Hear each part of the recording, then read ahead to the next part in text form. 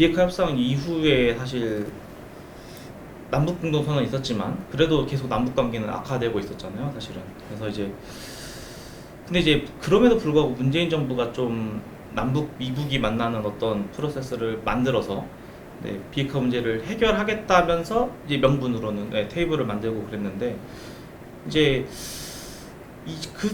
그 비핵화 협상이 한 번 깨졌음에도 불구하고 문재인 정부가 좀 그래도 이걸 끌고 나갈 수 있었던 배경이라고 하면 좀 어떤 게 있었을까요? 어쨌든 뭐 미국도 속았고 사실 북한도 속았다고 한다면 서로 사실 테이블에 앉을 이유는 사실 없었는데 문재인 정부가 어떻게든 자리는 만들어낸 거잖아요. 아유, 우리가 뭘 해서 북한을 그렇지. 결등시켰다고 저는 보지 않아요. 그럼.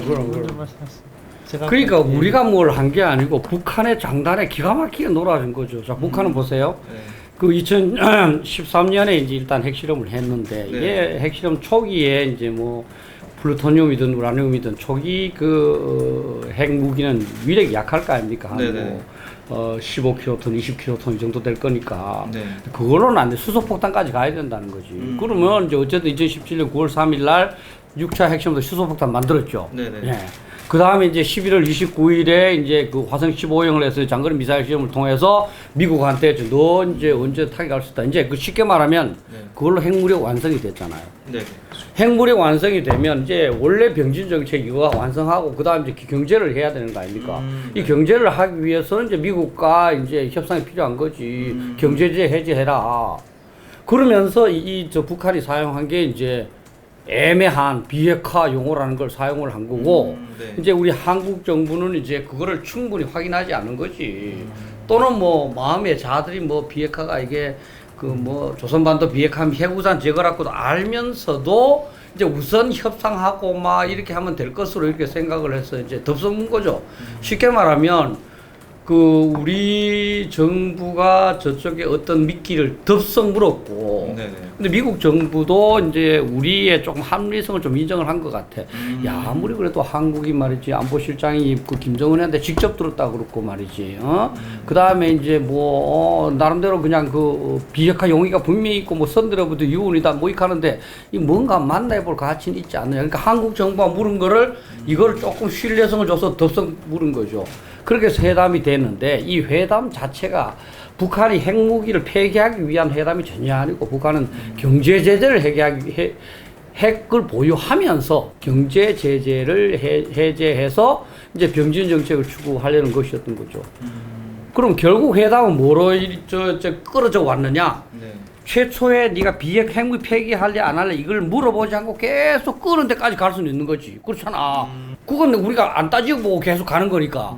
근데 핵무기 할래 딱 이 결정적인 질문에 딱 가는 순간 깨지는 거지. 그럼 우리가 잘했어가 아니라 우리가 계속 속아주고 또 이제 이 어떤 현 정부가 국내 정치적인 그런 목적 때문에 계속 북한과의 대화를 통해서 이게 뭔가 이제 뭐 업적을 내려고 하는 그런 거 때문에 그런 거지. 뭐 신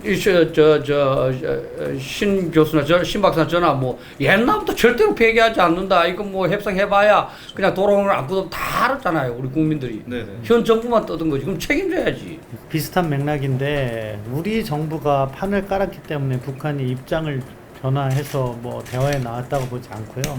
네. 말씀하신 것처럼 2017년 11월 29일이었나요? 그때 화성 15형 발사하고 11월 29일. 네. 30 다음 날 핵무력 완성을 선포를 해요. 네. 그런데 그거에 따른 유엔 안보리 제재 2397호가 제재가 완성이 되고 북한 경제는 완전히 사면초가 상태에 놓인 거죠. 네네. 그러니까 북한의 다음 수순이라는 것은 이제 핵 능력은 어느 정도 보여줬기 때문에 대화로 들어오면서 그러한 핵 능력을 갖다가 지키면서 제재 완화를 시도하려 할 것이다. 그런 것들이 예상이 되었던 거죠. 네. 그래서 뭐 우리 정부가 제안했던 그 대화에 임했는데 그 당시에 북한이 그럼 입장을 변환해서 비핵화 대화로 나왔느냐? 그거는 아니라는 충분한 개연성이 있었어요. 그런데 우리 정부가 당시에 뭐 정의용 특사가 3월 그렇지. 6일 날 갔다 와서 이야기한 게 김정은 위원장의 비핵화 의지를 확인했다. 뭐 여러 차례 얘기했는데 결국 그 비핵화 의지란 것이 네. 조선반도 비핵화 개념일 수 있었던 건데 그것에 대해서 추가 확인을 안 한 잘못이 있어요. 조선반도 비핵화 개념이 뭐냐? 그거는 결국에는 한반도 전역에 비핵화고 핵을 가질 수 있는 미군이 한반도에서 철수해야지 네. 궁극적으로 자기들도 핵을 포기하겠다. 그러니까 미군 철수 조건부 북한 비핵화라고도 볼 수 있는데 그렇지. 그 전까지는 북한이 안 하는데 만약에 미군 철수하면 북한이 또 비핵화를 한다는 보장도 없어요. 그러다 보니까 상당히 위험한 접근이고 우리가 그 부분을 확인했어야 되는데 문재인 정부가 그것을 소홀히 했다. 그렇기 때문에 그때 협상은 우리가 그것을 소홀히 했기 때문에 북한이 자기 나름대로 외교적 공간을 만들 수 있어서 오히려 북한이 혜택을 본 협상이 진행이 그렇지. 된 거고 지난 2년 동안 우리가 여러 차례 뭐 협상을 해왔고 북한의 변화를 이야기했지만 결과적으로 비핵화 협상에 임한 북한이 실질적 비핵화 조치를 하지 않았고 그것으로 인해서 미국이 제재 완화를 하지 않으니까 원점으로 되돌아간 거죠. 네네. 그러니까 중요한 것은 이번 단계에도 북한의 실질적 변화가 없었던 것이고 그것을 2018년에 이미 확인할 수 있었음에도 문재인 정부가 그것을 확인하지 않음으로 인해서 오늘날에 이러한 또 뭐라고 해야 하나요? 봉착을 초래한 측면도 있다고 봐요. 저 판문점 회담 관련해서 분명히 짚고 넘어야 될 게 있어. 자, 정의용 실장이 이제 2018년 3월 5일에 김정은을 만났다고 그럽니다. 거기서 분명히 비핵화 용의를 표명을 했고, 이제 선대 유운이고 뭐 그랬다 이거지. 자, 정의용 실장이 두 가지 개연성이 있어. 하나는 자기도 속았을 수도 있어. 네. 그지? 자기도 속았어. 또 하나의 개연성은 자기는 알면서도 속은 척 해줄 수가 있어. 네네. 자기는 얘들이 아직 핵무기 폐기를 얘기 안 한다는 걸 알았으면서도 만방에 비핵화라고 얘기하면서 아직까지 제가 핵무기 폐기인지 조선반도 비핵화인지 제가 그건 확신을 못. 이 얘기 전혀 안 했거든. 안 했어요. 그 미국에 가서 이 얘기할 때도 그 제가 기억이 안 영어로 말 때 조금 다르게 얘기했어요. 네. 그래서 앞에 전제를 뺐어. 미국에 그 영어로 이게 저 백악관 앞에서 할 때 그쵸. 그 우리 내부에는 뭐 북한에 대한 뭐 위협이 없고 이런 저 핵무기 가질 체제가 이유가 없다. 보장되고 뭐. 위협이 해소되면 비핵화하겠다. 뭐 그렇지 그렇게 하지 않는 핵무기 보유할 이유가 없다 이렇게 얘기했는데 그 뺐어 전제를 미국에 가서는.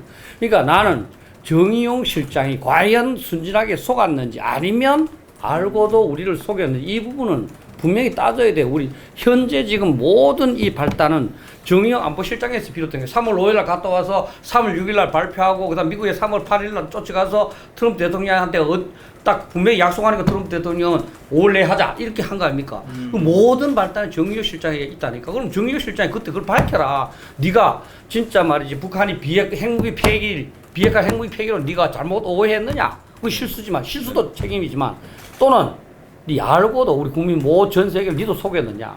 그건 북한하고 한통속이 되는 거니까. 이거 분명히 따져야 돼. 그러니까 어떻게 보면 그때 첫 단추를 잘못 꼈기 그렇지. 때문에 북한에게 공간을 줬고 오늘날의 상황을 초래한 측면도 있다고 봐요.